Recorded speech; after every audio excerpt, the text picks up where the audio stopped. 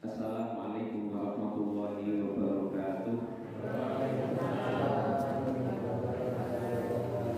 Alhamdulillah, nahmaduhu wa nasta'inuhu wa nastaghfiruh wa na'udzu billahi min shururi anfusina wa min sayyiati a'malina. May yahdihillahu fala mudilla lahu wa may yudlil fala hadiya lahu. Asyhadu an la ilaha illallah wahdahu la syarika lahu wa asyhadu anna Muhammadan abduhu wa rasuluhu la nabiyya ba'dah. Ya ayyuhalladzina amanu taqullaha haqqa tuqatih wa la tamutunna illa wa antum muslimun. Ya ayyuhan nasu taqu rabbakum alladzi khalaqakum min nafsin wahidah wa khalaqa minha zawjaha wa batha minhuma rijalan katsiran wa nisaa'a wattaqullaha alladzi tasaaluna bihi wal arham innallaha kana 'alaikum raqiba.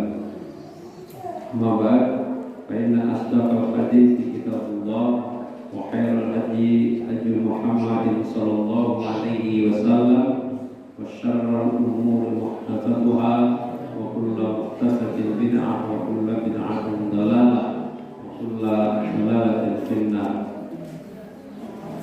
Bapak Ibu jamaah pada Isya wonten ing masjid menika ingkang kula hormati dan insyaallah dimuliakan dengan Allah.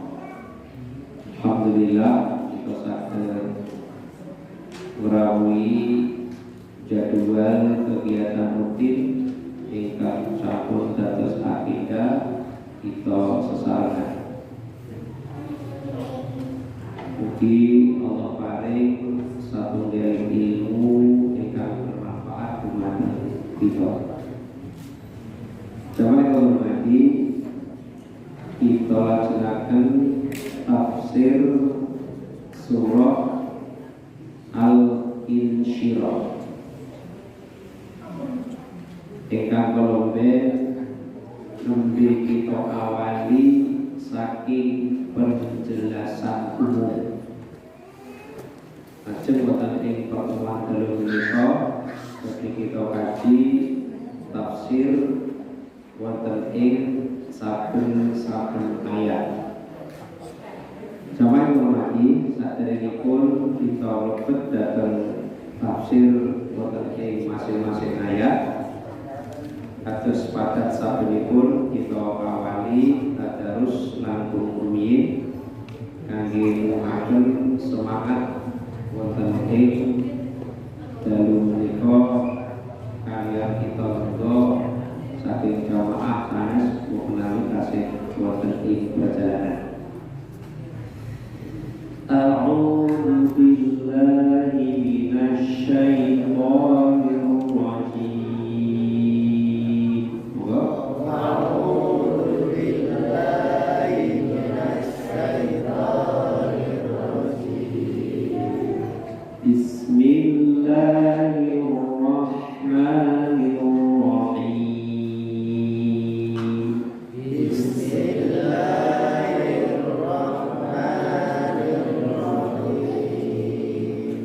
Alam nashrah laka sadrak. Alam nashrah laka sadrak. Wa wada'na 'anka wizrak. Wa wada'na 'anka wizrak. Alladhi anqadha dhahrak. Alladhi wa rafa'na laka dhikrak. Wa rafa'na laka dhikrak. Fa inna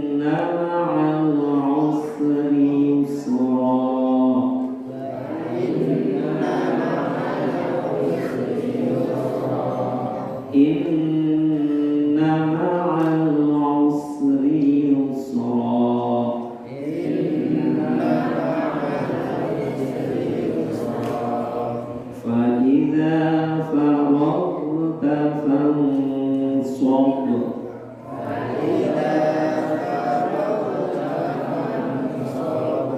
wa ila rabbika farghab.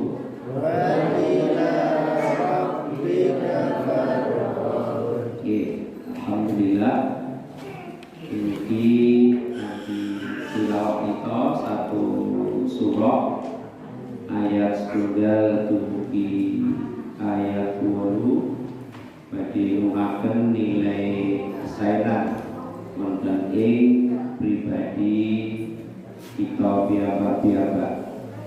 Allah bagi paring satunggal nilai kesainan saben hurufipun pinten 10 kebaikan. Jamaah ingkang hormati, kita badhe awali saking ayat setunggal. Alam nashrah laka sadrak. Bukankah nashrah kami telah melapangkan. Kami sinten? Allah Subhanahu wa ta'ala. Bukankah kami Allah telah melapangkan laka kepadamu siapa? Muhammad sallallahu alaihi wasallam sadra. Nama sadra dada kamu. Bukankah kami telah melapangkan untukmu dadamu. Nah, jamaah yang hormati, wonten ing ayat menika ingkang perlu kita pahami inggih menika penjelasan makna melapangkan dada. Allah telah melapangkan dada Nabi Muhammad sallallahu alaihi wasallam. Nah, kangge mangertosi melapangkan dada menika mangke dos pundi. Padahal ngertine awake dhewe dodo ki ya kaya niki. Tapi iso kok dilapangke. Menika dos pundi mangke.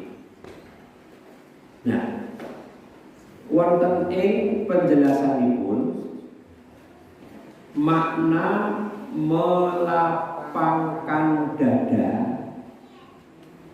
niku wonten kalih penjelasan.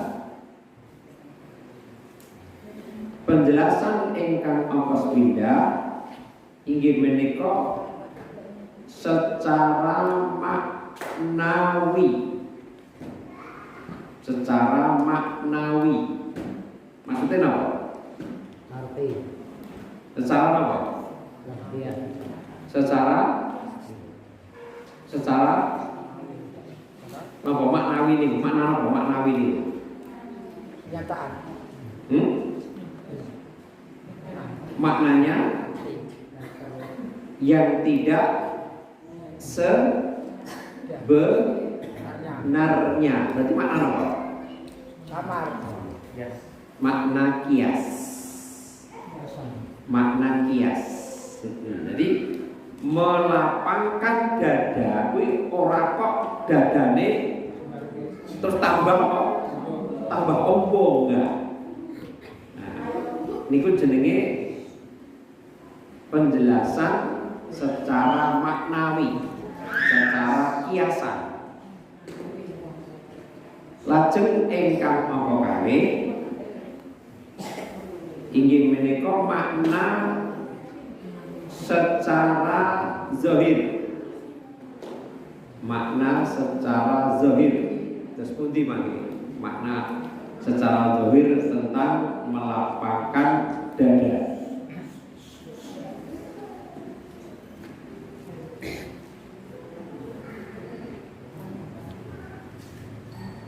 Nah, kita awali saking melapangkan dada secara maknawi.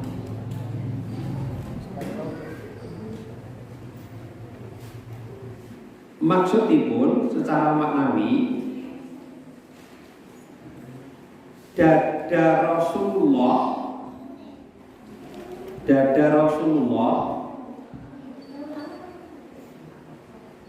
itu dibuat oleh Allah lapang.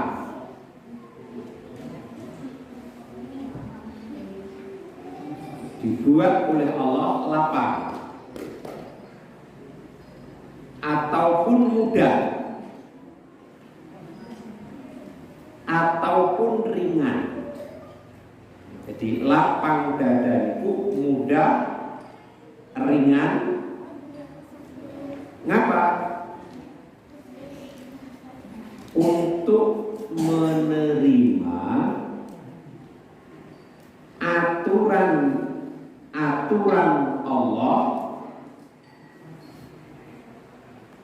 dan takdir Allah.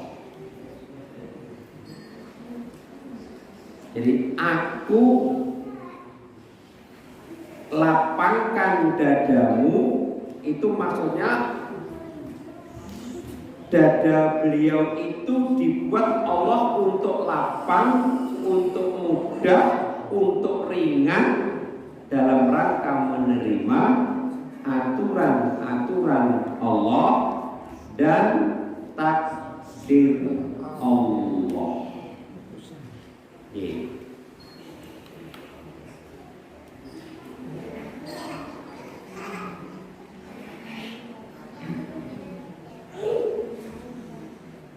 Berarti wonten ing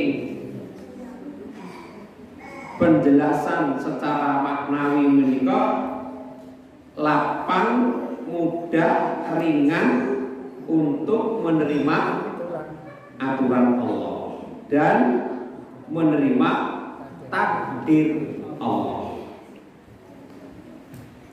Nah, kita awali saking aturan Allah. Terus pundi maksudipun hati Rasul niku lapang, mudah dan ringan rikala nampi aturan saking Allah Subhanahu wa ta'ala. Aturan Allah itu apa?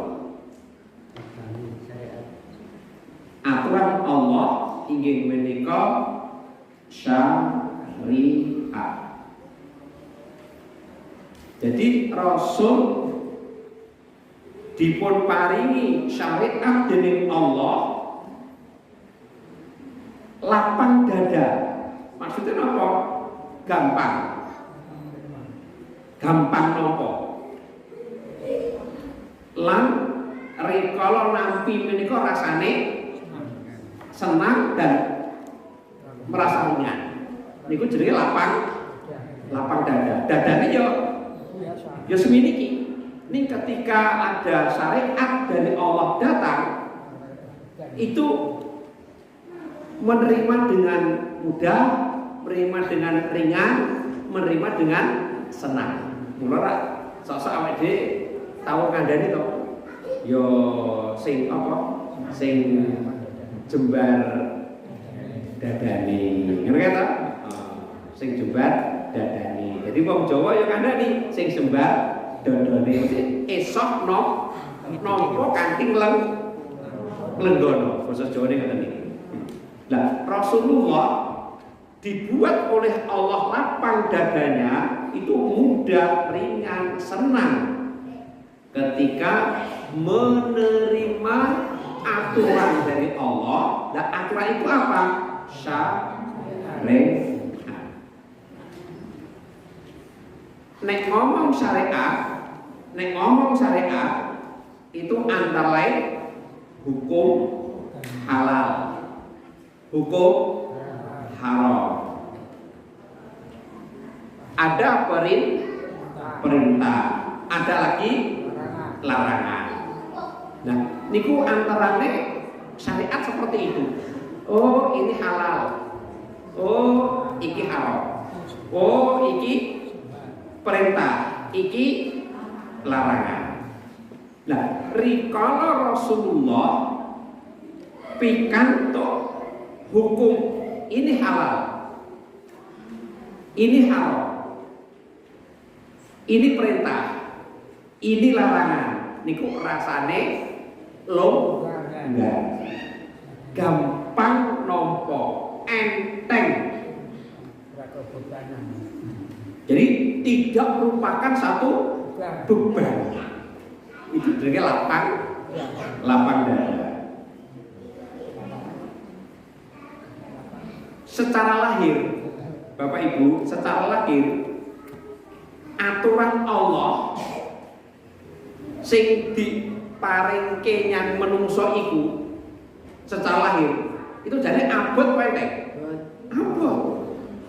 Kenapa abot? Karena dheweke itu mengukur dengan hawa nafsu.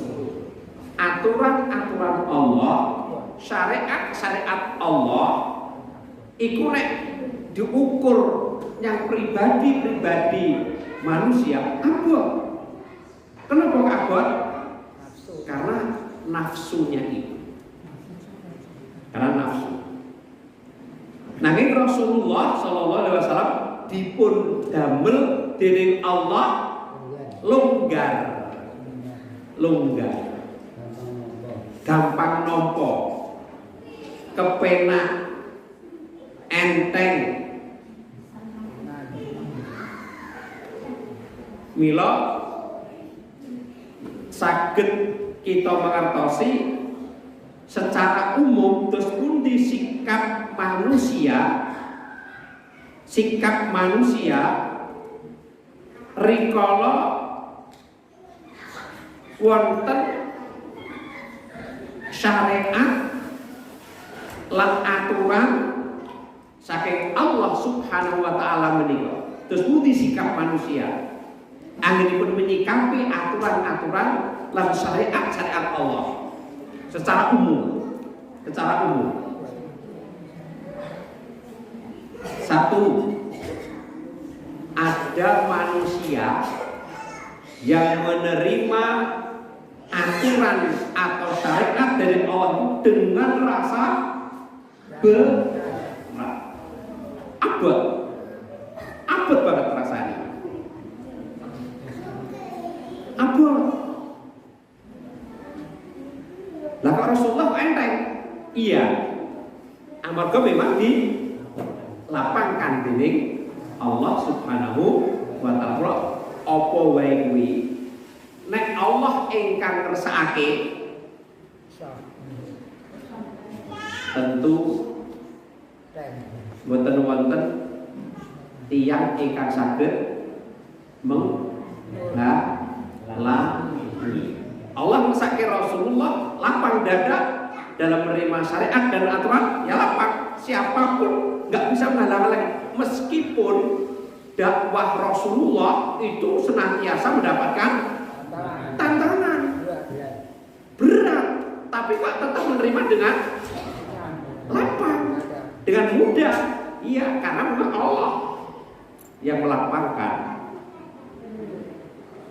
Nah, mila termasuk ayat setunggal menika sebagai bekal oleh para dai.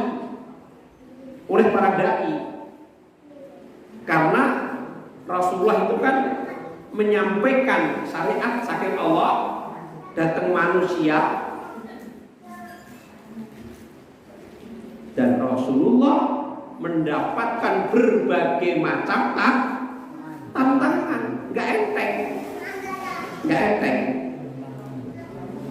Tapi Rasulullah tetap lapang saja. Nah, sinten menungso sing nampi aturan lan syariat Allah menika rasane abot dipun rekam dening Allah inggih menika orang munafik. Orang munafik. Orang munafik niku nampi aturan syariat saking Allah rasane abot dipun ngendikaaken dening Allah wonten ing surah An-Nisa ayat 152 kali. Saged mangke dibika. Jadi sikap orang munafik rikala pikantuk dawuh dening Allah supados mengikuti aturan lan syariat, nanging orang munafik sangat merasakan berat. Surah An-Nisa ayat 142.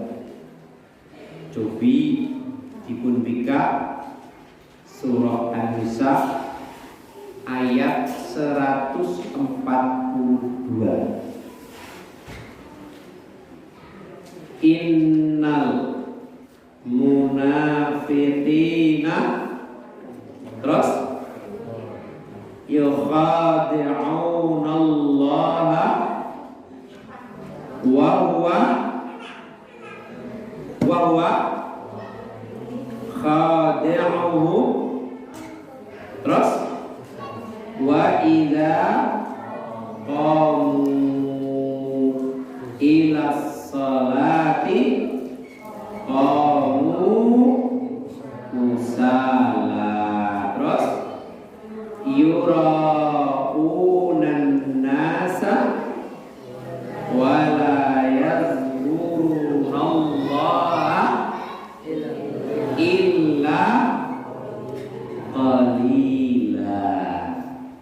Nah, niku Allah menggambarkan sikap orang munafik datang aturan lan syariat Allah. Sesungguhnya orang munafik itu innal munafiqina yukhadi'una Allah. Mereka itu menipu Allah. Wa huwa khadi'uhum. Justru Allah akan membalas tipuan mereka. Wa idza qamu ila salati, apabila mereka sapa orang munafik berdiri untuk sholat qamu kusala, mereka itu berdiri dengan malas. Jadi nek uang kon sholat terus dheweke yo nindake ning rasane males, itu berarti mudah lapang apa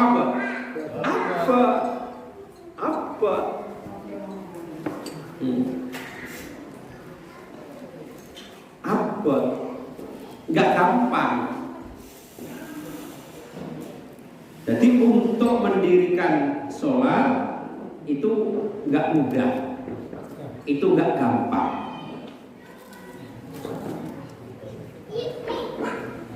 Tapi Rasulullah SAW dipun setting dari Allah, dilapangkan oleh Allah mudah dan ringan. Nah, orang munafik berat rasanya. Yura'unan nas, mereka itu kalau melaksanakan atau mendirikan sholat bermaksud untuk Riya di hadapan manusia. Apa riya? Mung bedi persani wong liya. Jadi geleme salat niku nek digelemi apa nek dipirsani wong liya. Mula dingendikake wong munafik itu nek salat apa?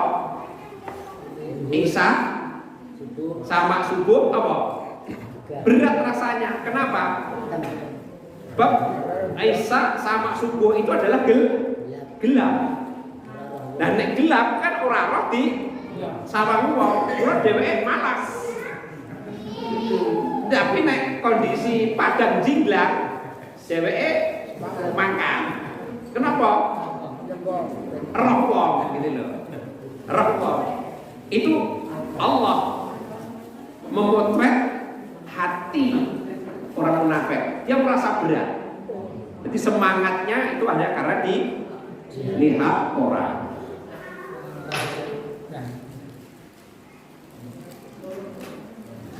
Nah, ini sikap pertama secara umum manusia menyikapi wontenipun syariat lan aturan saking Allah Subhanahu wa taala. Engkau kalih wonten malih manusia menyikapi aturan lan syariat Allah itu sangat ringan. Sangat ringan sekali. Sangat ringan. Justru malah saking ringannya, saking semangatnya menunggu kok randang dan tekan waktunya. Itu karena merasa ringan. Ada manusia seperti itu.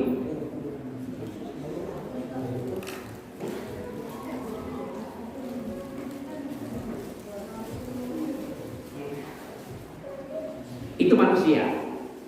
Enake seneng enteng. Mula digambarke dening Allah, digambarke dening Rasulullah wonten hadis sab'atun yudhilluhumullahu fi dhillihi yauma la dhilla illa dhilluhu. Nah, salah satu di antara 7 golongan itu napa? Wa syabun nasya'a fi ibadatillah. Pemuda yang semangat untuk beribadah kepada Allah. Semangat. Semangat itu berarti apa? Enteng. Dan juga seseorang yang mu'allaqun fil masajid. Jadi ada seseorang yang hatinya itu mu'allaq. Apa mu'allaq? Mu'allaq itu tergantung loh. Jadi nek basa Jawa kumantil dengan masjid. Nah, wong sing atine iki kumantil karo masjid. Enake mung apa? Kelingan karo masjid. Kapan? Ya apa cah iki? Jam pira iki cah? Iki jam pira cah? Burung ngaten to cah? Semangat. Ada orang yang menyikapi aturan dan syariat Allah dengan senang, dengan mudah. Rajulun qalbuhu mu'allaqun fil masajid. Enteng rasanya, ringan.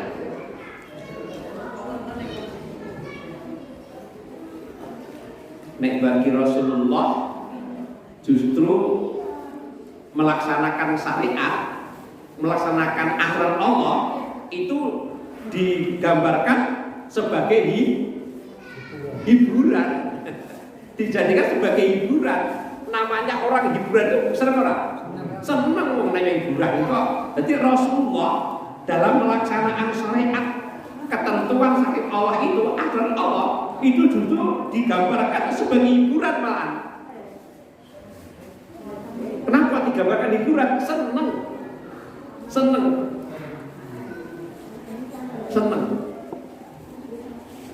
Nek awake dhewe seneng hiburane apa?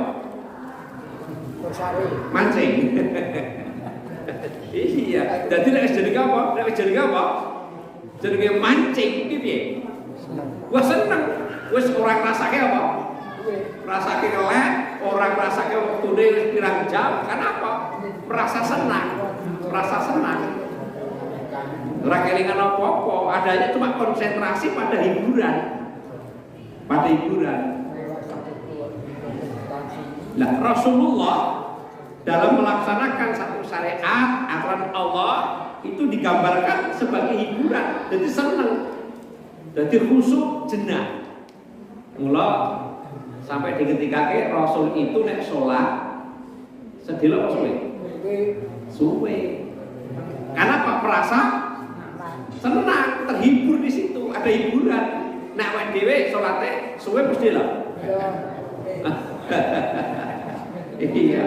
Karena apa? Karena tidak sebagai hiburan, tapi sebagai beban. Nah, orang yang merasa sebagai beban, kira pengen dah cepet padang kecuwe, dah rampung. Iya. Tapi kalau hiburan itu malah bentowo kan Pak? Senang rasanya, senang rasanya. Mulai ketika sholat malam Rasulullah dalam satu diketikake sampai kakinya itu bengkak. Ya karena sangat lamanya berdiri, baca surahnya itu sangat panjang, 3 surah dijadikan satu bacaan. Hiburan, seneng. Wong nek kulino nyanyi ngono dipedhot terus ora. Enggak gelem. Kabeh kayak mik ya kene. Jaluk mau nyanyi nek. Nah, itu karena apa? Hiburannya memang seperti itu. Luar biasa ya. Mula ada satu hadis diriwayatkan oleh Ahmad, karena Rasulullah sallallahu alaihi wasallam idza hazabahu amrun shalah. Jadi Rasul itu kalau menemui satu kesulitan, kira-kira orang itu pernah tidak mengalami kesulitan? Nah, hampir setiap saat kita itu kesulitan. Nah, Rasulullah pun juga sama. Ketika Rasulullah itu menemui kesulitan, beliau bergegas untuk mengerjakan sholat. Loh, hebat toh? Karena kok akhirnya sholat hatinya senang. Sholat sebagai apa? Hiburan, senang. Jadi ada kesulitan, sulit itu kan jadikan hati rada apa? Rada kurang longgar Pak. Nah, sholat beliau nek awake dhewe aku supep nyang endi? Do nyandi. Nyandi. Lah iya ora sholat lah ngedoh sholat rupanya ngendi kono. Maksudnya apa? Golek hiburan ngono to kuwi. Hiburan, tapi hiburannya Rasul itu justru ada kesulitan sholat. Kita hiburannya malah iya kan? Ya, di situ. Mula Allah ngendikake wasta'inu bis sabri was shalah. Luar biasa salat itu. Kenapa? Karena salat itu ada sujudnya. Dan Rasulullah ngendikake sedekat-dekat hamba dengan siapa? Allah itu ketika sujud, maka fa'akhiru doa, maka perbanyaklah doa. Jadi kesulitan yang ada dihadapi dalam kehidupan, udah kita serahkan pada Allah dengan kita berupaya semaksimal mungkin untuk berikhtiar, berusaha. Tapi hakikatnya semua adalah haknya Allah Subhanahu wa ta'ala. Jadi ada yang berat ketika menerima aturan dan syariat Allah, ada yang sangat-sangat ringan. Kemudian kalau Rasulullah sendiri yang namanya disetting oleh Allah, justru menerima syariat dan aturan itu sebagai hiburan. Dadanya sangat lapang, merasa senang. Nah, meskipun dalam melaksanakan itu penuh dengan rintangan, penuh dengan tantangan. Nek menika wis dikaji to. Surah napa nika? Sing kareng mboten. Ketika Rasulullah sallallahu alaihi wasallam diancam akan diinjak Kakinya. lehernya. Akan dibunuh. Iya, tapi tetap merasa enteng, senang. Rasa senang. Rasa senang. Nah, niku penjelasan pertama. Jadi Allah melapangkan dada Rasulullah maksudipun inggih menika mudah dalam menerima syariat dan aturan saking Allah. Lajeng engkau kalih melapangkan dada itu secara zahir. Maksudnya apa? Rasul itu ya bener dada, apa? Dibelah nanti niku sing kedua. Niki yang kedua nomor utamanya juga lapang dada dalam menerima takdir. Yang kedua dalam menerima takdir. Menerima takdir. Utamanya takdir jelek. Nek sing pertama mau menerima aturan dan syariat, yang kedua lapang dada menerima takdir. Menerima takdir. Betapa banyak kesusahan Rasulullah dalam berdakwah, menerima takdir yang ukuran manusia luar biasa. Luar biasa. Ditinggal mati siapa? Istrinya. Siapa? Khadijah. Terus ditinggal mati pamannya. Itu sesuatu yang nggak enteng seperti itu. Itu takdir Allah. Ukuran manusia nggak enteng. Nek takdir apa? Takdir sing nyenengke ngono piye? Ora usah dirembuk. Tapi takdir yang menyusahkan. Tapi sebenarnya semua takdir itu adalah apa? Baik. Tidak ada takdir jelek, tidak ada. Semua takdir itu baik. Lalu diperhatikan Syekh Al-Utsaimin rahimahullah dikatakan takdir itu tidak ada yang buruk. Loh, takdir itu saking dulu dah, saking Allah tidak ada takdir yang buruk, tidak ada.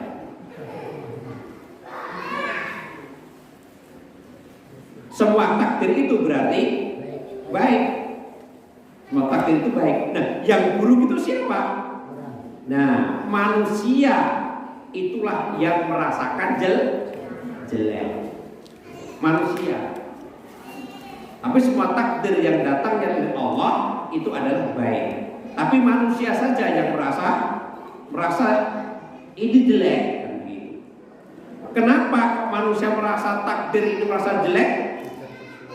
Ya karena tidak sesuai dengan kemauannya dan tidak memahami maksud Allah memberikan takdir. Yang bika wonten surah Al-Baqarah ayat 216.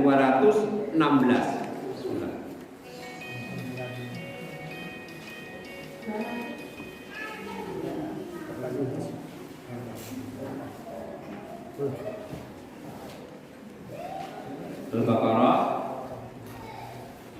216.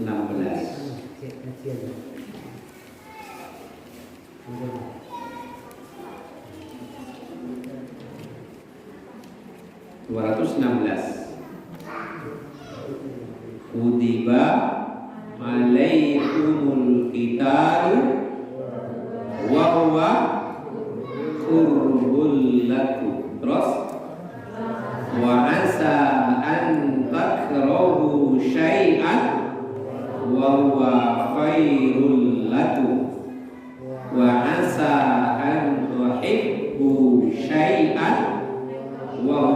syarrun lakum wallahu ya'lamu wa antum la ta'lamun.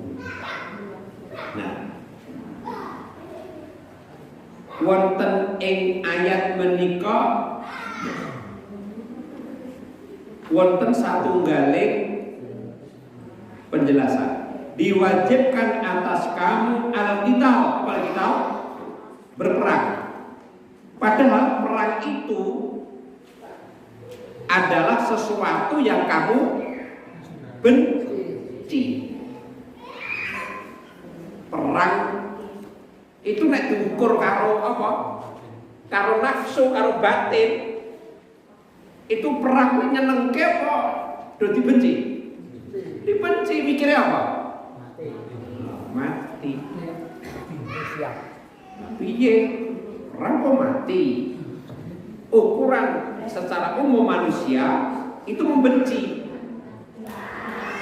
Nah, bila Allah ngendikake boleh jadi kamu membenci sesuatu. Kamu membenci apa?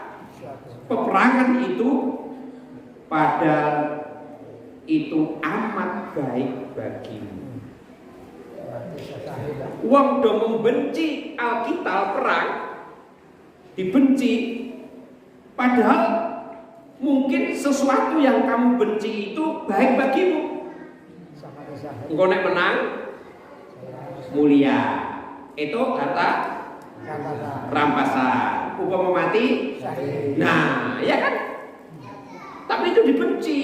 Mulai sesuatu yang kamu benci itu mungkin baik bagimu, dan boleh jadi apa yang kamu sukai itu adalah amat buruk bagimu. Mulai aslinya ukuran takdir itu dikatakan jelek itu hanya ukuran pandangan manusia. Mengapa?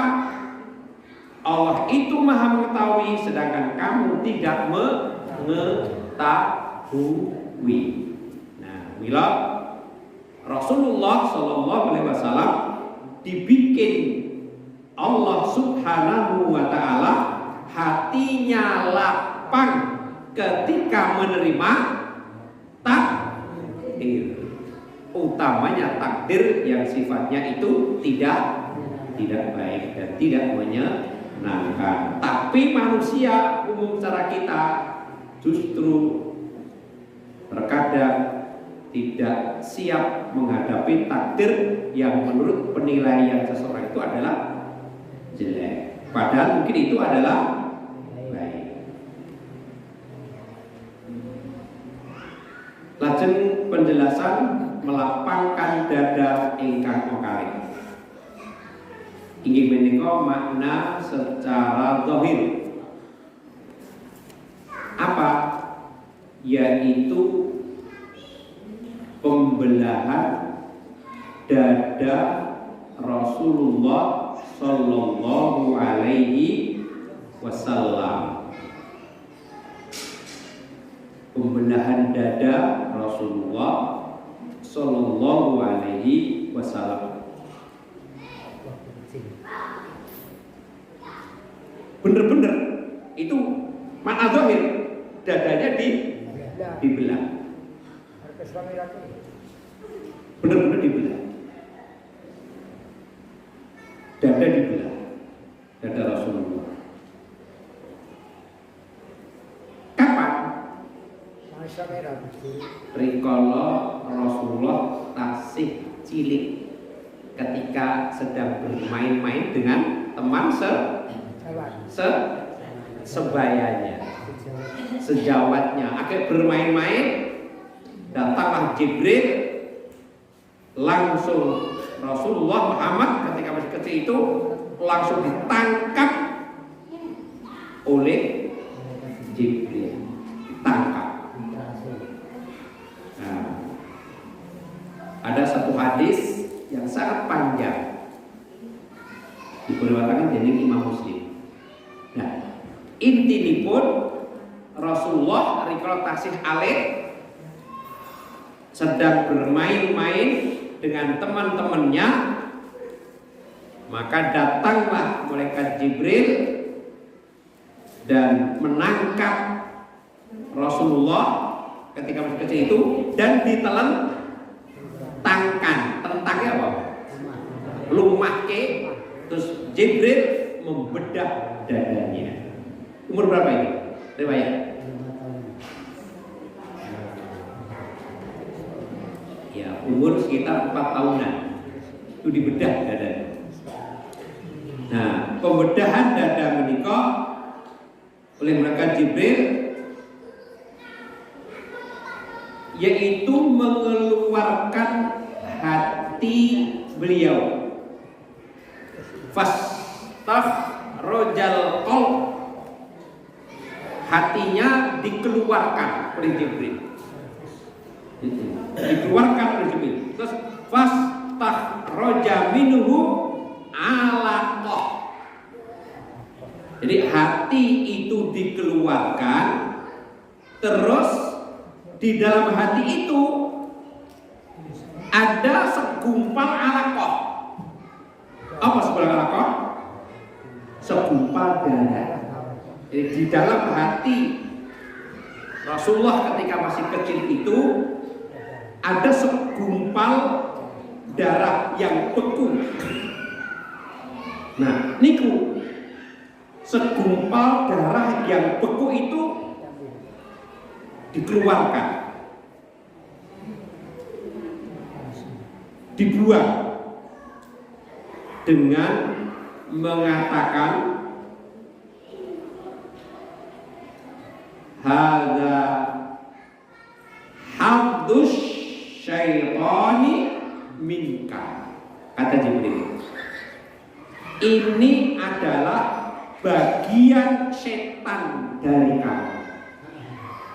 Jadi segumpal darah yang mengental itu dibuang dari hati Rasulullah sambil Jibril mengatakan ini adalah bagian setan dari kamu. Itu dibuang. Nah, yang namanya memang disetting oleh Allah. Maka benar melapangkan dadamu, dadanya betul dioperasi dari malaikat Jibril. Itu waktu kapan? Waktu kecil. Yang kedua ada lagi Rasulullah dibedah dadanya kapan? Ketika akan melaksanakan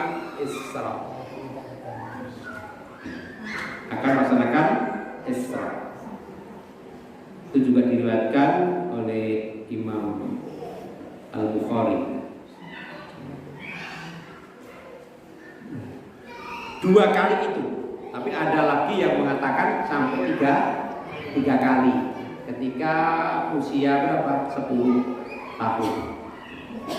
Saya katakan dibedah dadanya ketika umur 10 tahun atau lebih sedikit. Jadi benar-benar dibelah dadanya. Itu makna secara zahir. Mila ketika Rasulullah melaksanakan aturan-aturan agama, syariat agama, melaksanakan dakwah, benar-benar mendapatkan satu kelapangan dada. Dengan berbagai macam benturan yang masuk kepada Rasulullah, tapi Rasulullah tetap lapang dada.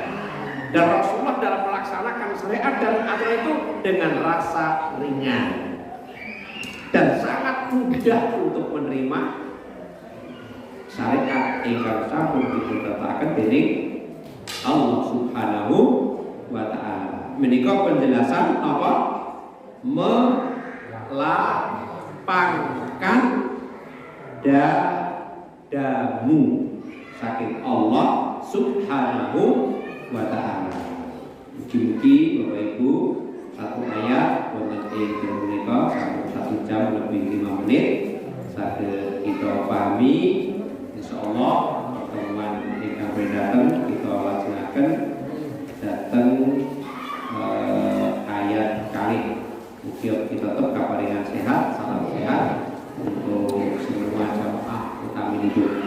Subhanallah.